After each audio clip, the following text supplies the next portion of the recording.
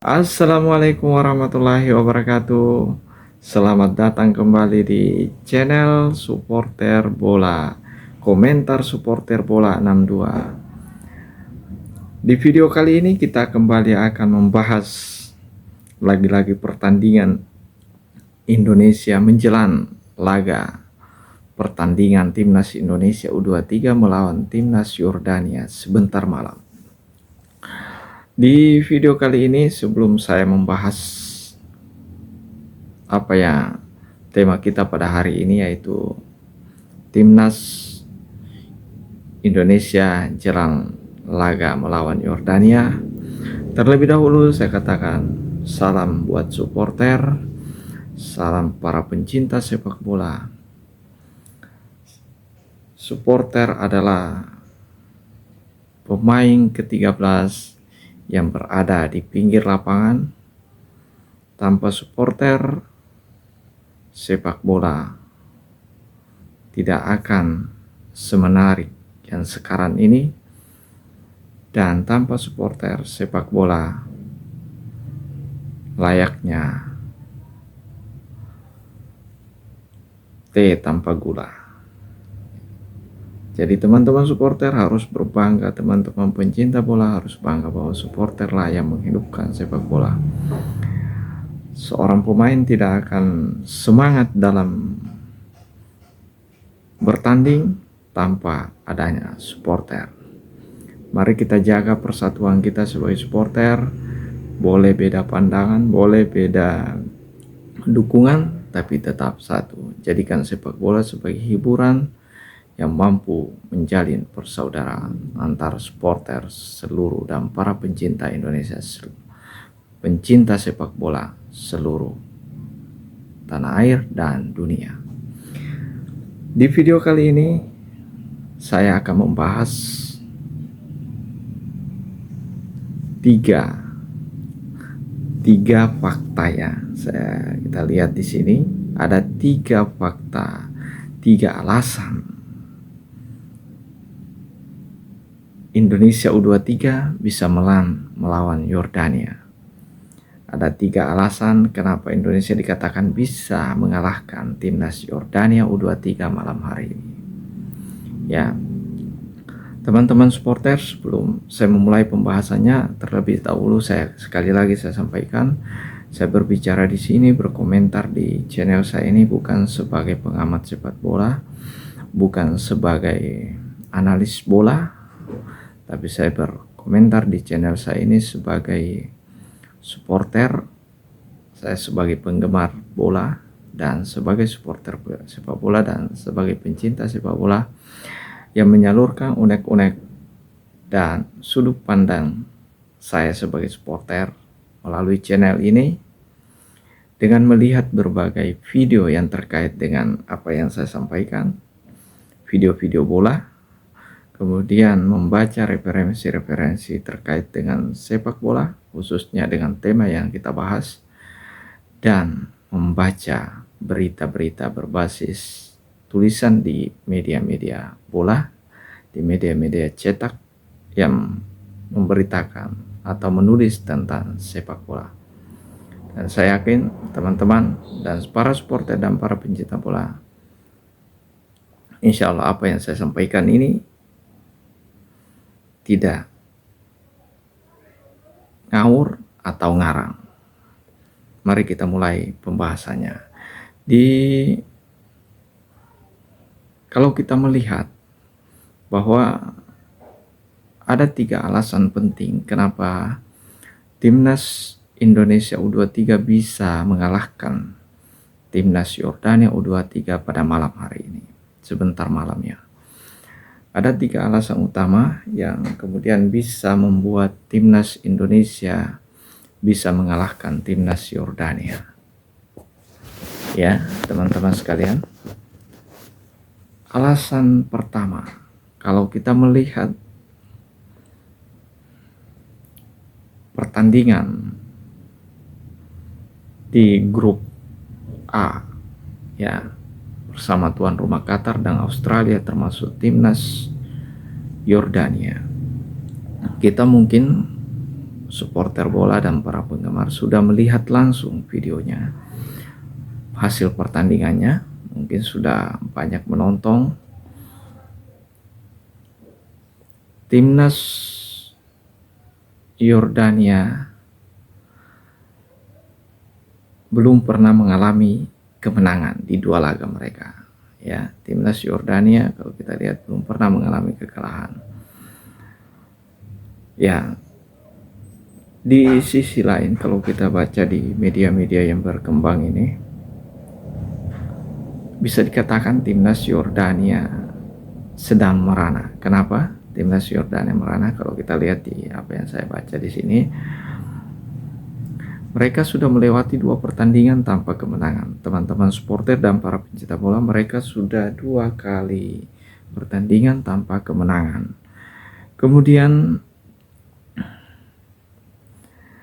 mereka hanya mampu berbagi poin dengan Australia dengan 0-0. Itu artinya striker mereka tidak terlalu menakutkan ya kalau kita lihat, karena mereka baru mencetak 1 gol. Sementara melawan Australia 0-0 ya, imbang 0-0.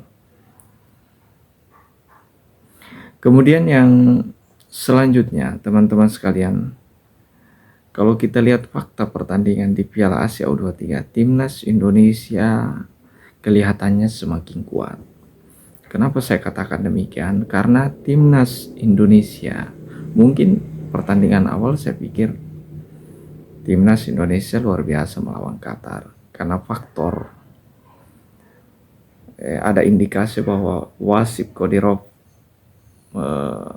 bermain sebelah mata atau dalam mengambil keputusannya terlihat kontroversial melawan Qatar, dan bahkan Sintayong mengatakan itu yang kemudian membuat mental pemain tidak stabil pada saat itu.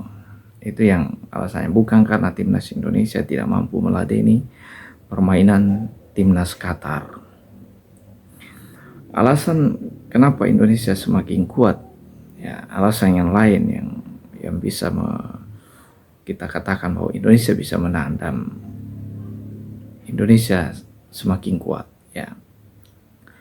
Alasannya adalah ketika melawan timnas Australia, Indonesia sangat luar biasa. Kalau kita lihat di sini ya, timnas Indonesia melawan Australia itu semakin kuat ya. Pelatih Sintayong berhasil mengandaskan Australia 1-0 tanpa balas. Ini artinya luar biasa, kerjasama tim ini sangat luar biasa sehingga Australia tidak mampu memasukkan gol. Kemudian meskipun ya fakta lain, kalau Indonesia meskipun tanpa Ramadhan Sananta yang kita tahu, Ramadhan Sananta yang terkena kartu merah dengan Ivan Cener ya, keduanya tidak hadir, tapi Indonesia tetap bisa menghempaskan Australia 1-0 dengan mengandalkan melakukan eksperimen baru Nathan Joe masuk di tengah sebagai gelandang. Ini alasannya. Kemudian yang paling menarik nanti malam adalah hadirnya Justin Hubner. Itu ya, hadirnya Justin Hubner.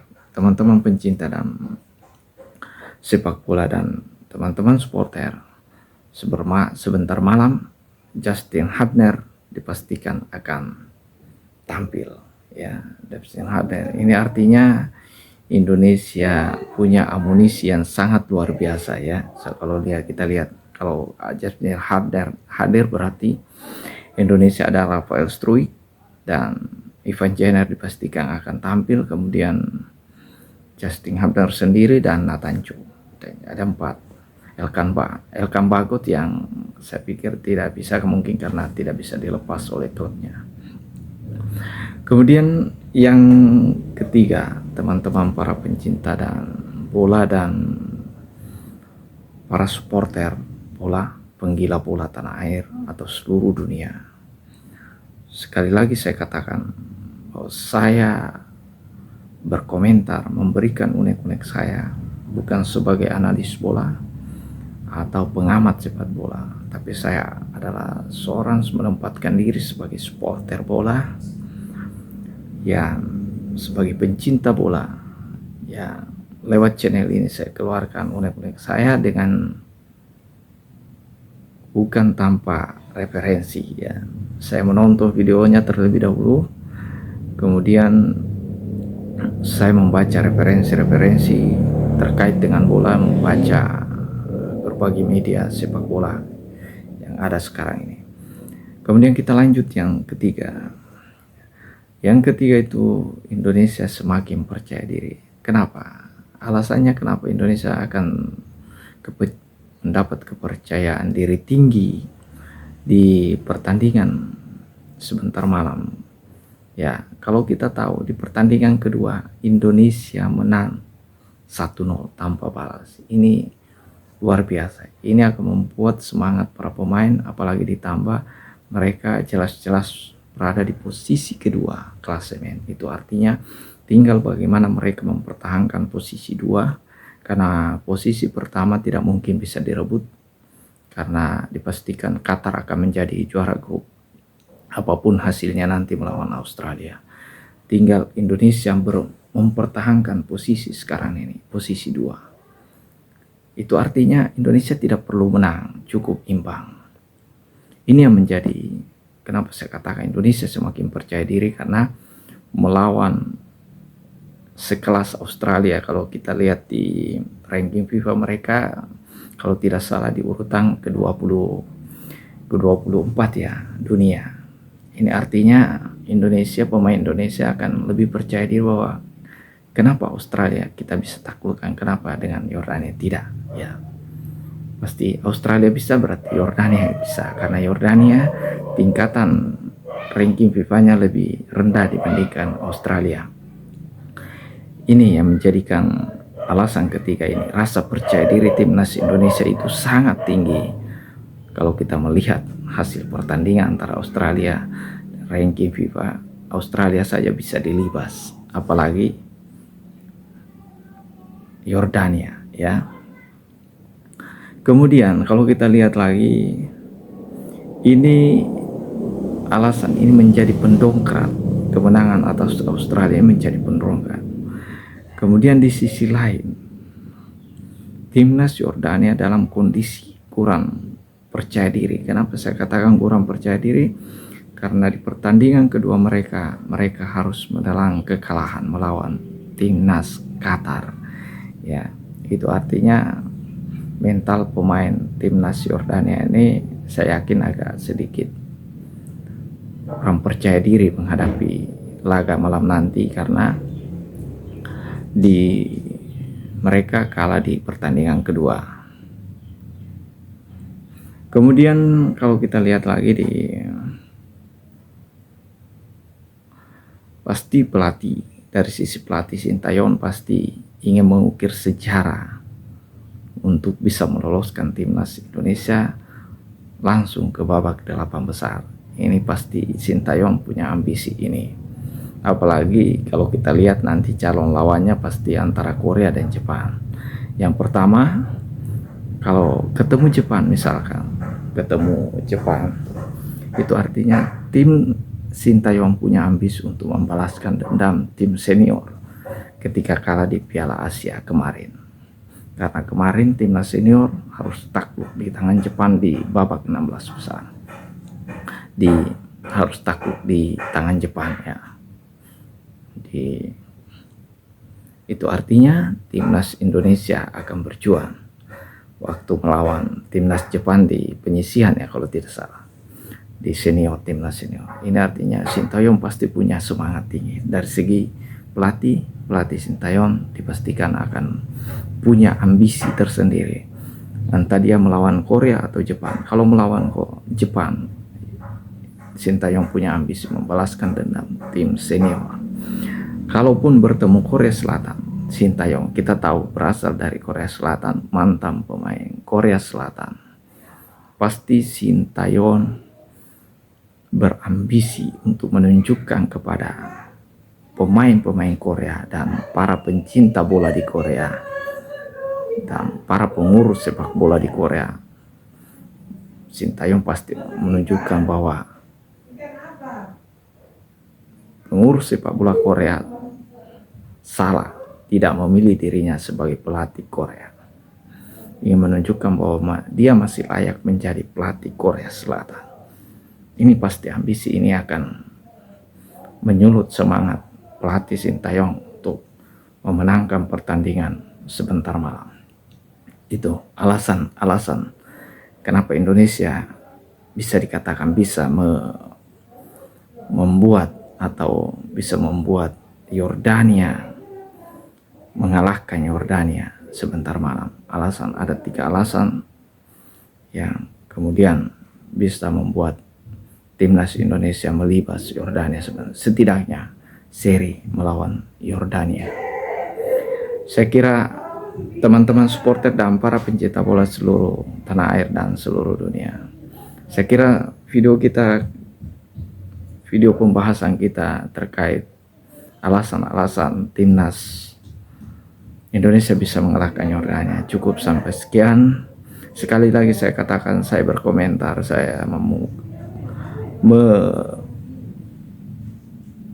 mengeluarkan unek-unek saya lewat channel saya ini, Komentar Supporter Bola, bukan sebagai pengamat sepak bola, bukan juga sebagai analis bola. Saya menempatkan diri sebagai supporter yang menyampaikan informasi tentang bola, menyampaikan informasi bola dengan menonton terlebih dahulu video-video yang terkait dengan bola dan yang terkait dengan tema yang saya sampaikan. Kemudian saya membaca berita-berita bola berbasis online di media-media tulis bola yang memberitakan tentang bola, lalu saya sampaikan di hadapan teman-teman supporter dan para pencinta bola. Insya Allah apa yang saya sampaikan tidak akan menyesatkan teman-teman pencinta dan supporter bola. Salam persahabatan dari supporter bola. Jaga perdamaian sebagai supporter bola. Kita harus bangga menjadi supporter bola dan pencinta bola, karena supporter adalah pemain ke-13 yang membuat sepak bola hidup, yang membuat sepak bola bergairah. Tanpa supporter, sepak bola tidak ada artinya, karena supporterlah dan para pencinta bola lah yang menghidupkan sepak bola itu sendiri dan yang membuat para pemain bersemangat bermain di lapangan. Kita tetap jaga persatuan, beda pendapat boleh, beda sudut pandang dan dukungan itu boleh, tapi jangan sampai perbedaan itu membuat anarkis dan membuat kita saling berpecah dan membenci antara supporter dan para pencinta bola. Salam dari supporter bola. Terima kasih sudah menonton video ini, dan jangan lupa menonton video selanjutnya. Jika ada beda sudut pandang, silahkan tulis di kolom komentar saran dan masukannya. Dan sekali lagi saya mengatakan, saya berkomentar sebagai supporter versi channel Komentar Supporter Bola. Saya kira cukup sekian. Assalamualaikum warahmatullahi wabarakatuh. Salam supporter seluruh dunia dan tanah air. Salam pencinta bola.